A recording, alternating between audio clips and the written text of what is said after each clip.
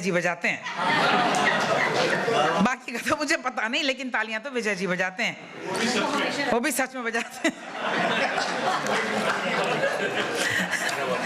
अभी क्या हुआ कि राजू भाई हमारे हैं यहाँ पर बैठे हुए हैं। ये लाइब्रेरी में, बहुत पुरानी बात है, लाइब्रेरी में ये गए और 2-3 घंटे बैठ कर के बुक पढ़ी। इन्होंने बाहर निकले तो लाइब्रेरियन से बोला, उफ, इतनी बोरिंग बुक थी, इतनी बोरिंग बुक थी कि मैं तो परेशान हो गया। लाइब्रेरियन ने इनको ऊपर से नीचे देखा, बोले वो टेलीफोन बुक थी।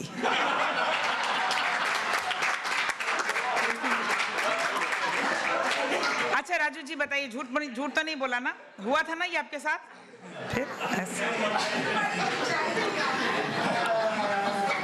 कुमार विश्वास की इनकी पंक्तियां बहुत अच्छी मशहूर हुई हैं। एक 4 पंक्ति आपके सामने रखती हूँ, जसमीता की गजल से प्रेरित होकर के।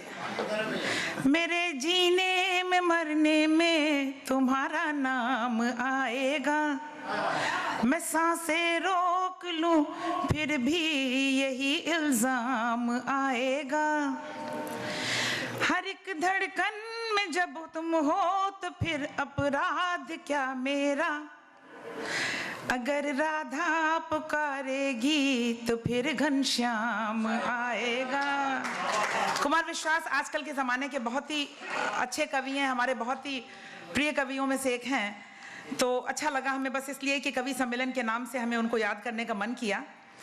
और अब हम अपने सामने अपने लोकल एक कवि को बुलाएंगे, जो उनके बारे में हम क्या बताएं कि जब हिंदी एसोसिएशन के हम लोगों का भी अधिवेशन हुआ था, उन्होंने जो रंग जमाया था, जो उन्होंने प्रोग्राम करे थे, और ये काफ़ी बॉलीवुड से प्रेरित हैं। हम जो फ़तेह अली जी, जिनके नाम की अभी उपाध्याय जी ने इतनी चर्चा की, जिनका नाम फ़तेह अली चतुर जिसने रखा है, इनके माता पिता ने, बहुत ही टैलेंटेड, बहुत ही बढ़िया, बहुत ही सहज भाव से ये बहुत अच्छी कविताएँ पढ़ते हैं। और सबसे बड़ी चीज़ है जो इनकी मेमोरी, इतनी बढ़िया याद से पढ़ते हैं कि हम तो हैरान रह जाते हैं। तो एक बार ज़ोरदार ताली। नाम के बारे में बहुत सी चर्चा हो चुकी। उपाध्याय जी, अगर आपको मेरा नाम सचमुच ही पसंद है तो आप रख लीजिए, क्योंकि वैसे भी मेरे क्रेडिट कार्ड के बिल बहुत लंबे हो चुके हैं, मैं को और रख लूंगा। तो दोस्तों, थोड़ा सा माहौल को मैं आज चेंज करना चाहता हूँ, क्योंकि जो कविता मैं सुनाने जा रहा हूँ वो बहुत बड़े कवि है, डॉक्टर अशोक चक्रधर की लिखी हुई कविता है। और उनका जो शीर्षक है वो है तमाशा, और उनका जो विषय है वो है प्लूरलिज्म। अब प्लूरलिज्म बहुत ही एक नया शब्द मैंने कुछ साल पहले से ही अंग्रेजी में सुना है। इसके पहले ये शब्द मैंने सुना नहीं था। मैं चाहता था कि इसका हिंदी शब्द मैं ढूंढूं, और मैंने गूगल में शब्दकोश में ट्राई भी किया, लेकिन मुझे उसका एग्जैक्ट वर्ड नहीं मिला।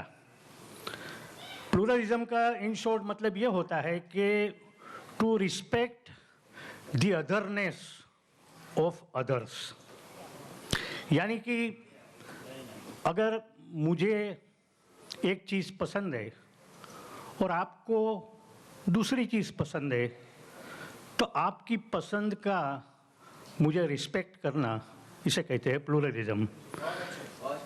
तो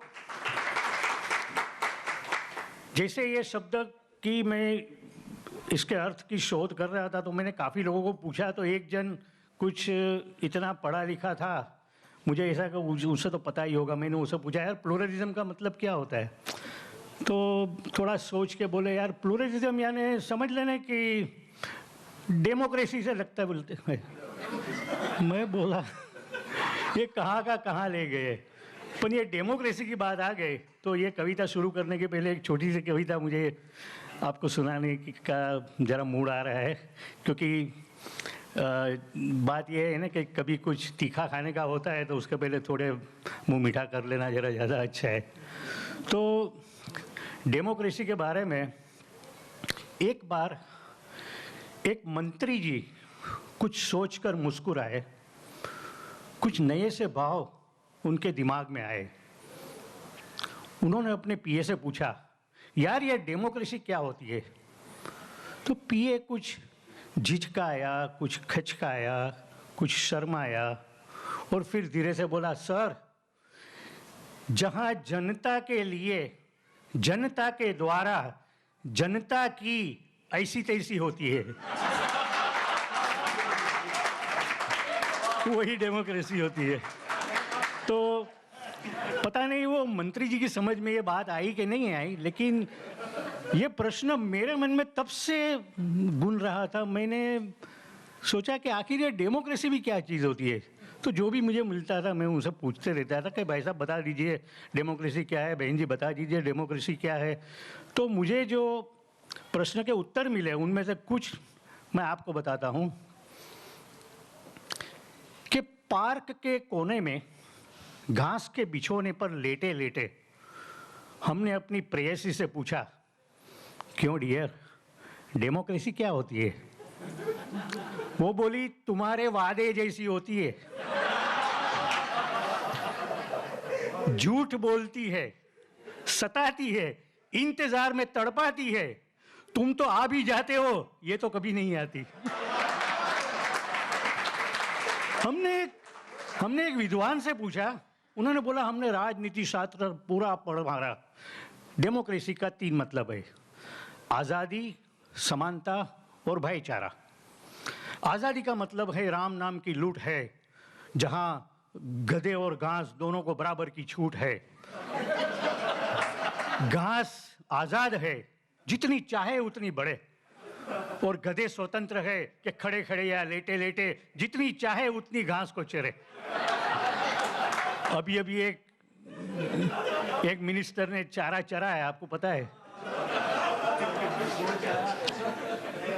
तो ये हुई आज़ादी। समानता, समानता तो भाई कौन है जो उसे नहीं मानता? हमारे यहाँ अमीरों और अमीरों में समानता है, गरीबों और गरीबों में। वो बेचारा का हमारे पास कोई चारा नहीं है। अंत में कवि, ये भी कवि अशोक चक्रधर की कविता है, मेरी नहीं है, मैं तो कविता लिखता ही नहीं हूँ। तो अंत में कवि कहता है कि हमने पूछ डाला यही सवाल। उनके एक हर कविता के एक परमानेंट हीरो है मुत्सदी लाल करके। हमने यही सवाल कर डाला मुत्सदी लाल से, उनको लक्ष्य बना के उन्होंने कई कविताएं लिखी है। एक सामान्य मध्यम वर्ग के प्राणी है, किसी दफ्तर में बाबू की नौकरी करते हैं। तो बोले अंत में हमने यही सवाल कर डाला मुत्सदी लाल को कि, तो मुत्सदी लाल ने बताया कि डेमोक्रेसी दफ्तर के अफसर से घर की अफसरा तक पड़ने वाली एक फटकार है, एक चित्कार है, एक हाहाकार है, जिसमें हालात के मार से कई तगड़ी लात की मार है। अब मैं किसी से ये नहीं कहता हूं कि मेरी ऐसी तैसी हो गई, कहता हूं मेरी डेमोक्रेसी हो गई।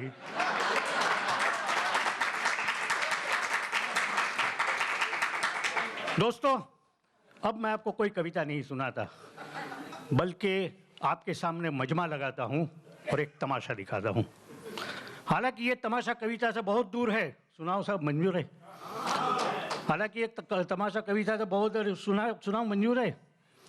कविता सुनने वालों, ये मत कहना कि कवि होकर मजमा लगा रहा है और कविता सुनाने की बजाय यूं ही बहला रहा है।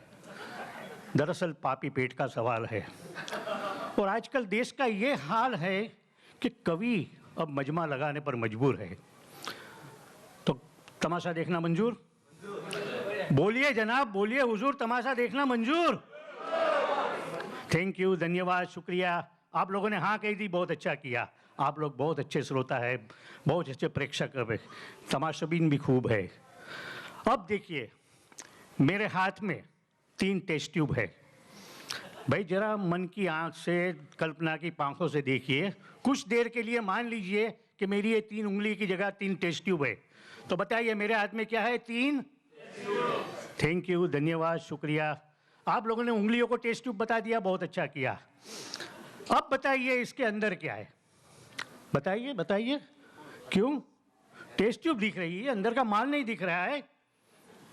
खैर, आप लोग के भोलेपन में भी अधिकता है। चलो मैं ही बताता हूँ और मुद्दे पर आता हूँ। इसमें खून है। हाँ भाई साहब, हाँ बिरादर, हाँ माए बाप, हाँ गॉडफादर, इसके अंदर खून है। पहली में हिंदू का, दूसरी में मुसलमान का, तीसरी में सिख का खून है। और इन तीनों में ही बड़ा ही जुनून है। आप में से जो भी मुझे इन तीनों में फर्क बता देगा वो मेरा आज का पारिश्रमिक ले जाएगा। आप बताएंगे नीली कमीज वाले साहब, आप बताएंगे सफेद कमीज वाले जनाब, आप बताएंगे बहन जी आपकी पीली साड़ी है, आप बताएंगे भाई साहब इतनी खूबसूरत दाढ़ी है। बताइए बताइए, और एक कवि का पैसा ले जाइए। इनमें फर्क है, इनमें जरूर फर्क है, तभी तो समाज का बेड़ा गर्क है। अगर फर्क नहीं होता तो दंगे फसाद नहीं होते। अगर फर्क नहीं होता तो दंगों के बाद लोग नहीं रोते। अगर फर्क नहीं होता तो गर्म हवाएं नहीं होती। अगर फर्क नहीं होता तो अचानक विधवाएं नहीं होती। चारों तरफ आजकल हत्याओं का मानसून है। ओलों की जगह हड्डियां, पानी की जगह खून है। और हाँ, ये तो मैंने आपको पहले ही बता दिया कि पहली में हिंदू का, दूसरी में मुसलमान का और तीसरी में सिख का खून है। अगर उल्टा बता देता तो कैसे पहचानते, कैसे बताते कौन सा खून किसका है? और दोस्तों, डर मत जाना अगर मैं डरा दूं तो, डर मत जाना अगर मैं डरा दूं तो मानो मैं इन्हें किसी मंदिर, मस्जिद या गुरुद्वार के सामने गिरा दूं तो है कोई माई का लाल जो इनमें फर्क बता दे? है कोई पंडित, है कोई मुल्ला, है कोई ग्रंथी जो ग्रंथियां सुलझा दे? फर्श पर बिखरा पड़ा है, पहचान बताए कौन मलखान, कौन सिंह, कौन खान, बता दे।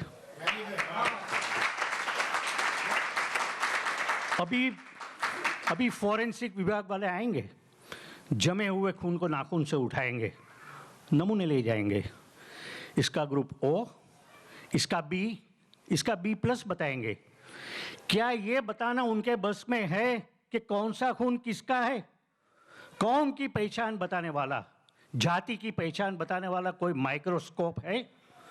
वे नहीं बता सकते। मुझे तो आपसे होप है। बताइए बताइए, और एक कवि का पैसा ले जाइए। दोस्तों, अब इन परख नदियों को मैं स्टोव पे रखूंगा, उबाल आएगा, खून खोलेगा, बवाल आएगा। जी हाँ भाई साहब, हमारे यहाँ ऐसा ही होता है। थोड़ी सी गर्मी नीचे से दो ना तो बवाल आता है। थोड़ी सी गर्मी अगर नीचे से दो तो बवाल आता है। किसी का खून खोलता है, किसी का खून जलता है, किसी का खून थम जाता है, किसी का खून जम जाता है। अगर फ्रीज में रख दूं इन परख नलियों को तो जम जाएगा। सींग डाल के निकाल लूं, आइसक्रीम का मजा आएगा। आप खाओगे भाई साहब? आप खाओगे बहन जी? आप खाओगे? मैं जानता हूं आप नहीं खा सकते आइसक्रीम, क्योंकि आप लोग इंसान हैं। लेकिन हमारे देश में कुछ ऐसे मजहबी हैवान हैं, सांप्रदायिक दरिंदे हैं, जिनके सिर्फ खून के ही धंधे हैं। वे खाते ही आइसक्रीम, बड़े मजे से खाते हैं और अपनी हवस के लिए आदमी से आदमी को लड़ाते हैं।